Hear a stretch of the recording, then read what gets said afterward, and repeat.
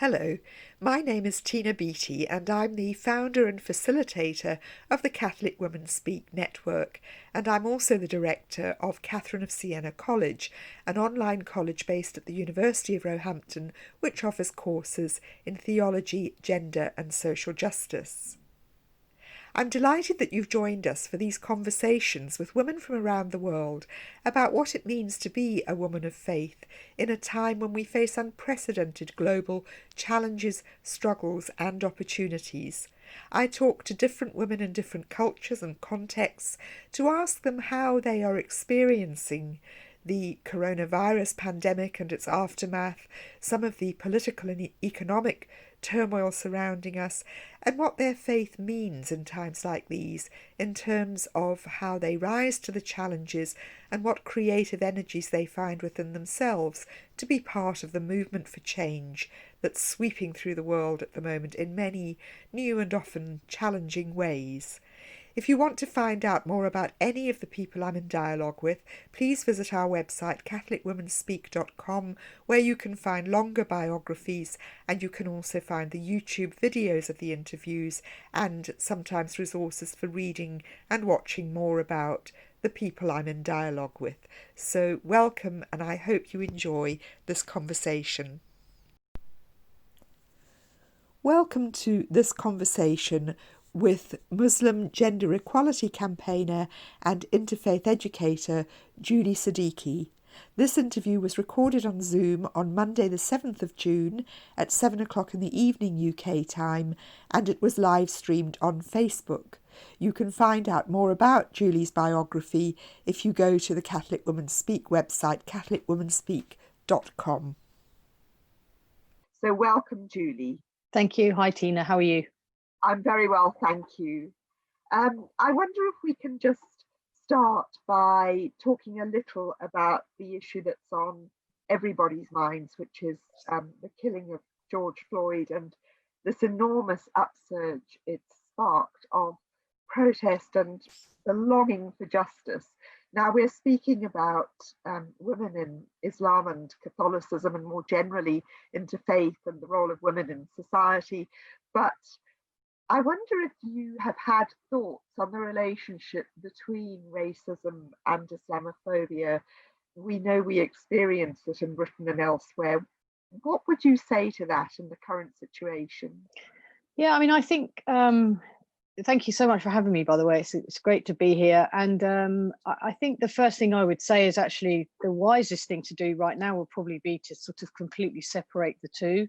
Just because I think there's something very, very important happening in our country, in the world, as you said. And I think the most important thing is for me as a Muslim or you or any of us to be able to feel comfortable enough to say that Black Lives Matter without actually then adding on, but what about this or that or the other?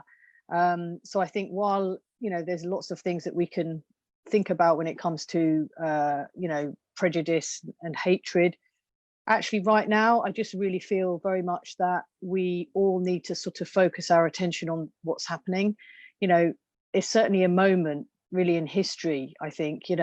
What we're seeing people talk about is not new, of course, but I really feel that there's a really important moment that's happening. I think the very, terrible murder of George Floyd in front of our very eyes was not new. But it represents something with this generation now and those of us that have seen things before, something different happening, which I really, really hope can lead to, proper change. We saw what happened in Bristol yesterday with the statue torn down. And I've had some fascinating conversations, even with my own children at the dinner table last night, one of whom goes to Bristol Uni, actually. So he gave us quite a different insight and perspective that was very useful. And I think, these times are difficult, but actually, hopefully, God willing, it will give us a real change in the way that we just haven't seen enough of up to now.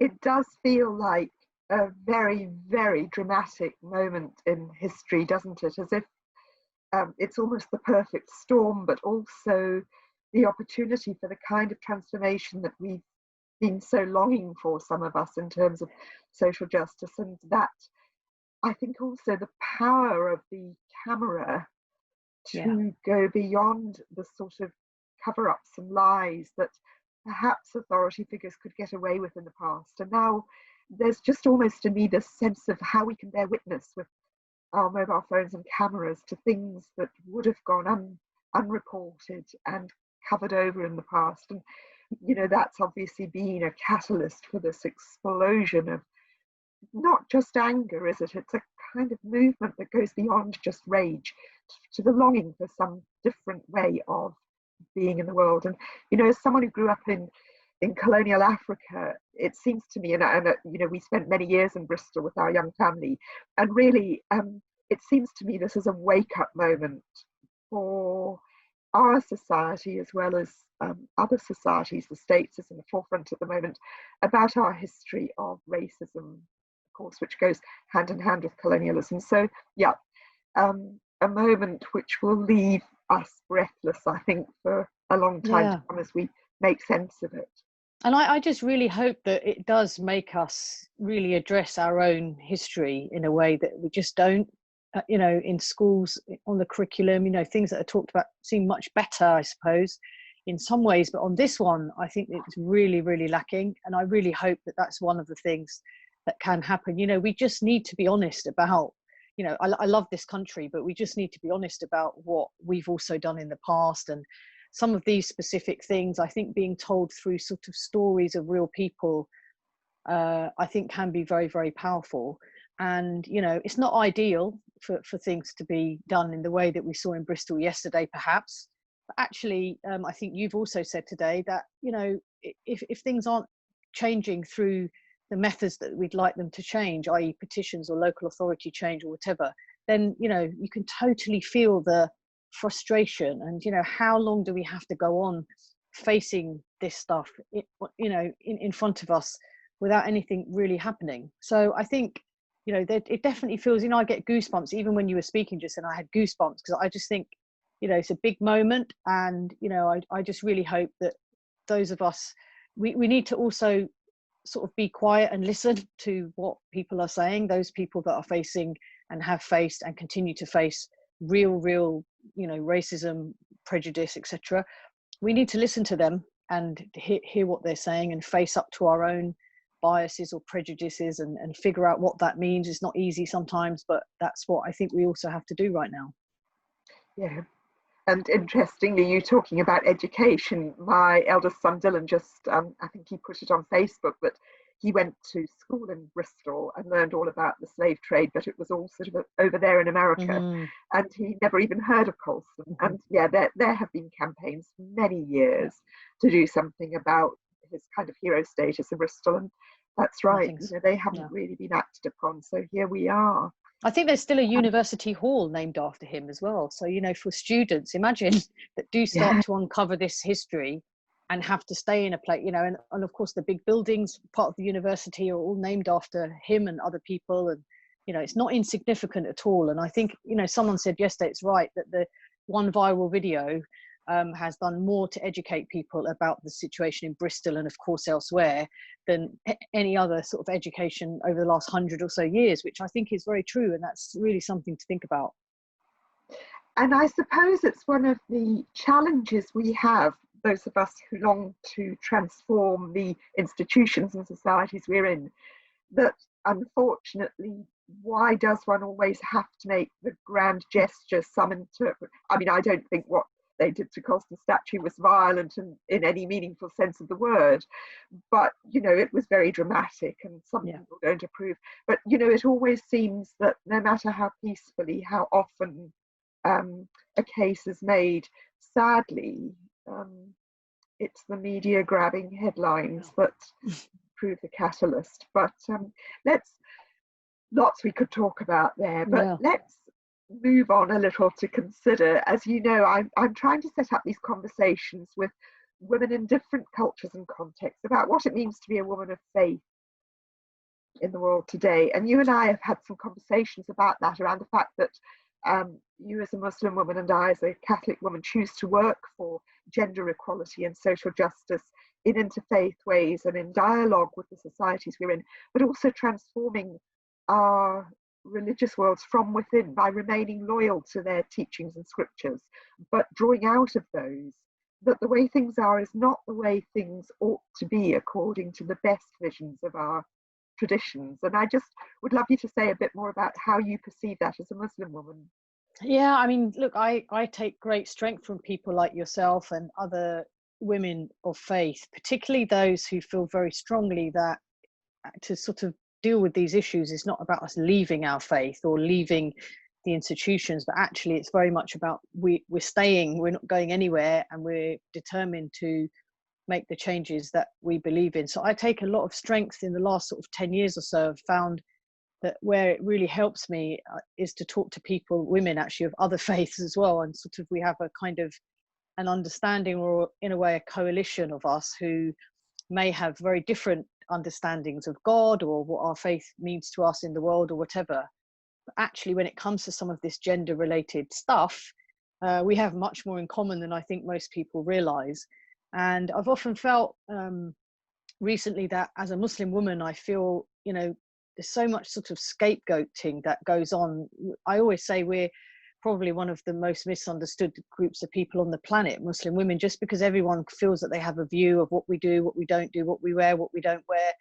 And actually what needs to happen, a bit like I said earlier with the other matter, is that people need to sort of listen to us and see what we have to say and allow us to explore and understand our faith teachings, because that's the bit that's important. This is not us being radical kind of troublemakers in the way that maybe you and I would be accused of. Actually, we're really very much sticking and feel very passionate about our faith and our understanding and our connection with God, but we just don't like the way it's playing out in our communities or our places of worship. So I think that's a very important part, to build those allies both within our own sort of intra-faith, if you like. So you doing great work with other Catholic women, and Muslim women are definitely sort of rising. I feel it's not new. There's always been challenges. Muslim women, feminists, you could say, have always been there, because I think we feel very much that the faith teachings are fairly clear on gender equality, but the way they play out in communities here or around the world doesn't often show that very well, unfortunately. So I think it's not new, but I think there's definitely, for me, I've been in this space a long time. There's in the last few years, more and more women kind of saying enough is enough. We've kind of put up with a lot. We're not willing to put up with it anymore. Our faith is not about that. Prophet Muhammad was not about that. And why are you acting in, men or other women even, why are you acting in a way that goes against actually our teachings when it comes to gender equality, and how that plays out in faith spaces? So I think there's a lot of Muslim women gathering, speaking, plotting and planning, but actually very much in a way which is, in accordance with our faith. So we feel we've got that on our side. Looking at what other women are doing from different faith communities, working together where we can. There's a lot of power, I think, in that. I think there's also, just quickly say, a challenge around feminism, what that means, different things to different people, and the sort of feminist space. And sometimes that's quite anti-faith. And so where do we fit with that then? I think is something I've been exploring and talking to people about, because I think that there's almost a feeling that if you are part of a faith community, but you're coming into a space which could be considered a feminist space, how does that play? And that some people can't reconcile that. Muslims as well. Some Muslims would see, the word feminism and run a mile, and others would embrace it and feel that they can be Muslim and feminist, and there's no kind of contradiction there. So I think that's also an interesting sort of discussion that's happening, certainly in Britain and around the world as well, which I'm quite excited about, because I think that's where the change will come, through education and through women, banding together, as it were, more, and sort of doing this work together, rather than people just feeling it's something that's wrong with them. But actually working together, I think, is definitely the way to go. And, for me, I think there's a lot to do in the next. I feel like I'm only just getting started in some ways. I think a lot of us feel that, and I think it is important to keep saying this is not just disgruntled Western feminists, which is what some conservatives inside religions want to believe, but actually, in my experience, if anything, there's greater passion and commitment among the women I know in the global south for change than there Yeah. is sometimes in a kind of world-weary feminism that sometimes seems to afflict women in the more affluent. Well, I don't know, can we even talk about liberal democracies these days? We No. don't even have the terms to describe our cultures anymore. But we've also occasionally mentioned between us that, you know, there is also this feeling when we do this kind of work in the society that we are almost caught in a pincer movement, because I remember once a rather conservative priest asked me what subjects I taught at university, and I said, well, this and feminist theology, and he kind of held up his hands in the gesture that Dracula films used to ward off vampires at me. But on the other hand, as you say, there is this lack of understanding among secular feminists and I think secular liberals more generally. Oh, I've just lost your video. There you are. Sorry. That's all right. I'm a real novice at this, so we're live on Facebook. I can feel myself fainting with anxiety, but let's keep going. But you know, so it's a real struggle, isn't it? On the one hand, to say to secular feminists, we have our own resources, and yes, of course, there's a dialogue, but I often feel there's no mutual learning, that religious women are meant to absorb everything that secular feminists tell us while they tolerate us. Yeah. There's no exchange of, well, you know, try having a look at some of these things that we learn in our ancient and wise traditions for all their failings and restrictions. But that flow, that shared flow of knowledge doesn't seem to happen. Yeah, I think you're right. And I've thought about this quite a lot. I think that one of the things that we as Muslim women, and I guess we can also look at doing some of this together, is I'm very much a believer in stories and sort of storytelling.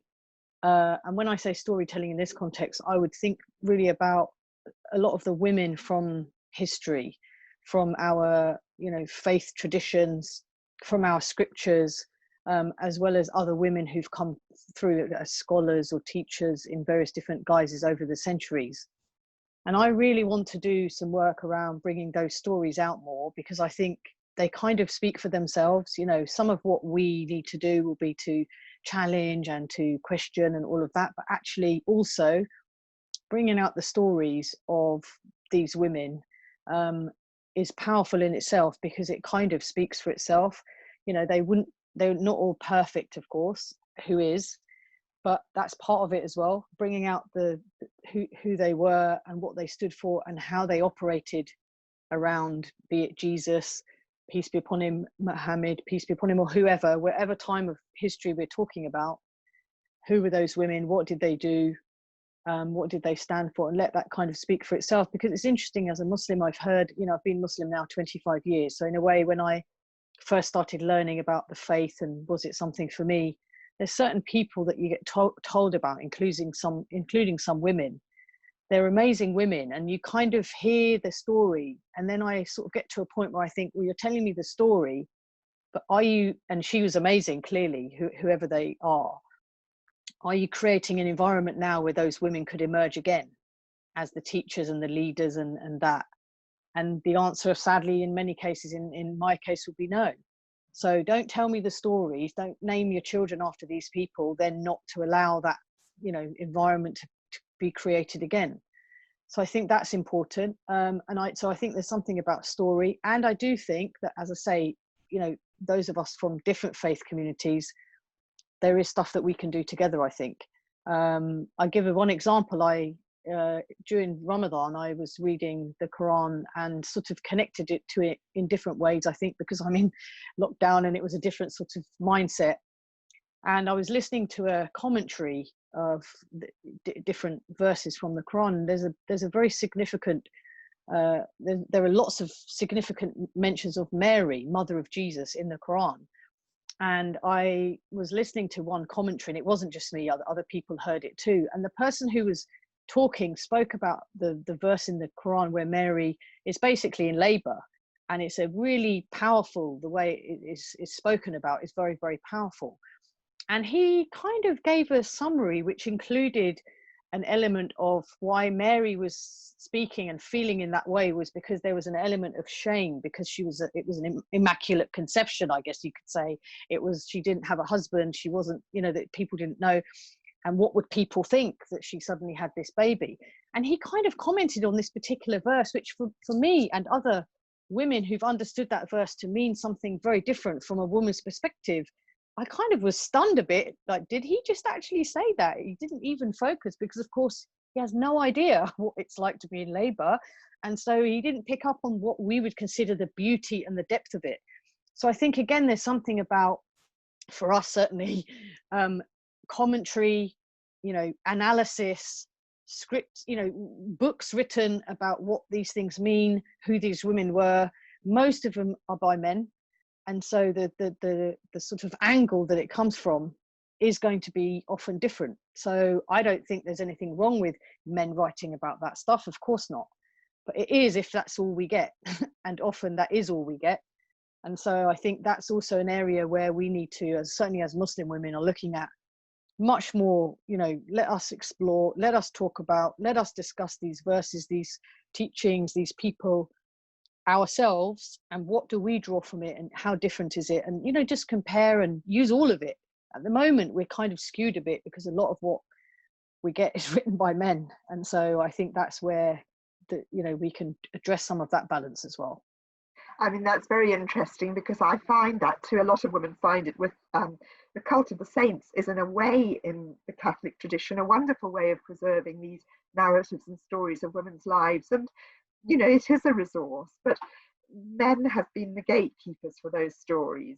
Whose story gets told and how, and as you say, it's seen through a very male lens. And one of the interesting things that some women scholars do in studying the saints is to compare the sort of hagiographical writings by their spiritual directors, men, and what they themselves wrote. And I've done quite a lot of that on Catherine of Siena. And, this powerful female theological voice gets kind of wafted into hysteria when Raymond of Capua, her biographer, writes about her. It's rather not what you see when you read her, as she wrote of her own experience. So I think that is a work of retrieval that, of course, is reclaiming our own tradition. Yeah, exactly.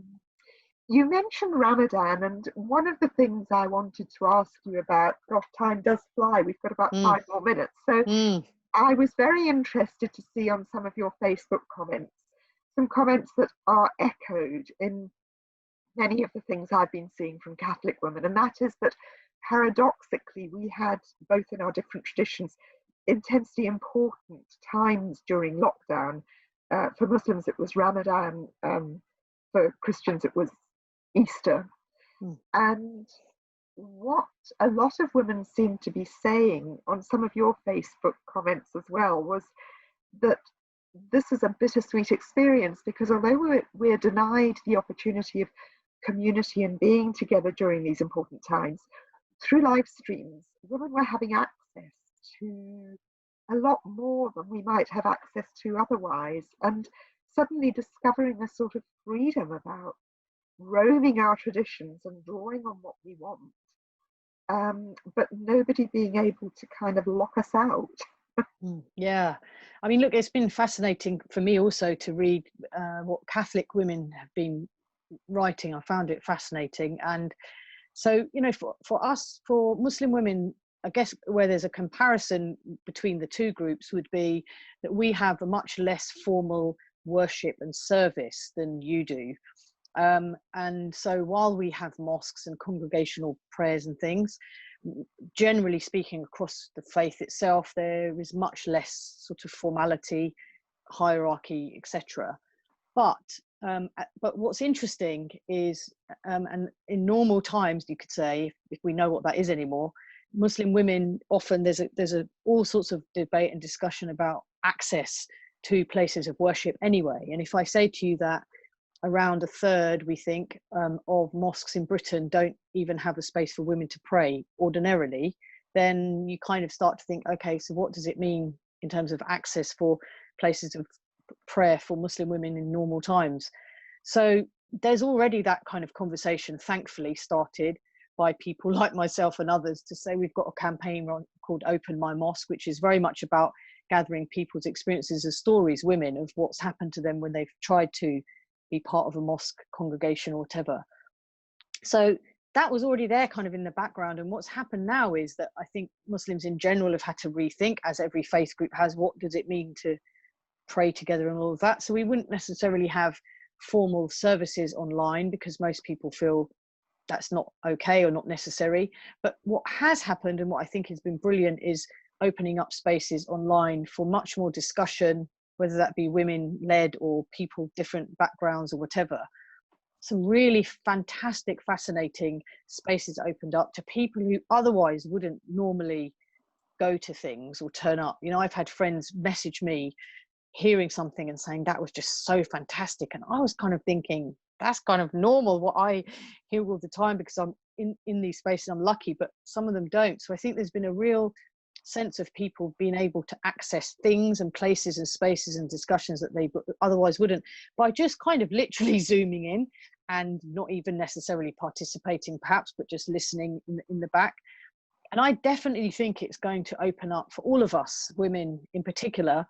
What does it mean? What are these places of worship? What do they mean to us? What can we do that's alternative to that? How do we keep people sort of interested?